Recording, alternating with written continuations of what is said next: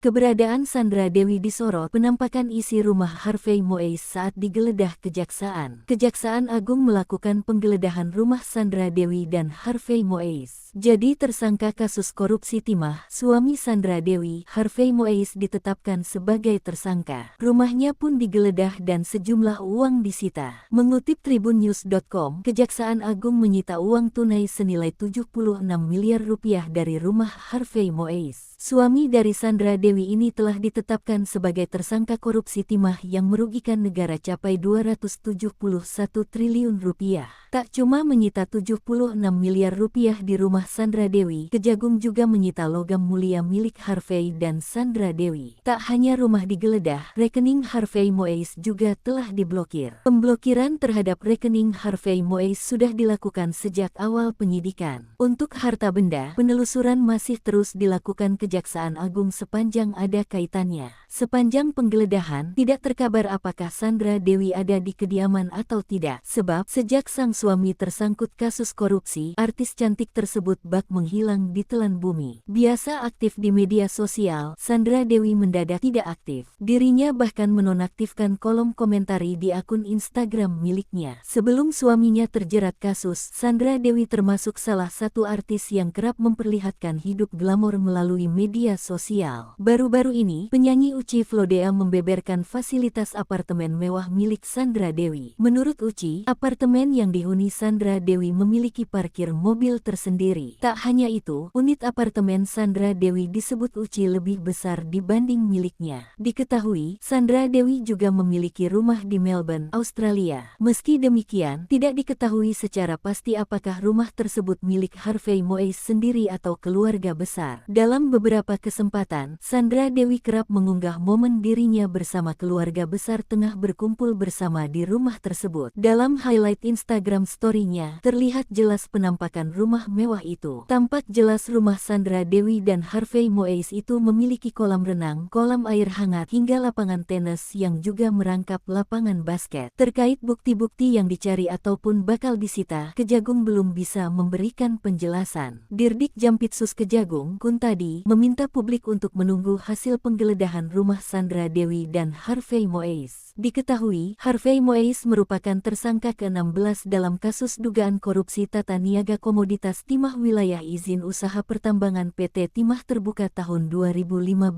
sampai tahun 2022. Penetapan statusnya diumumkan oleh Kuntadi usai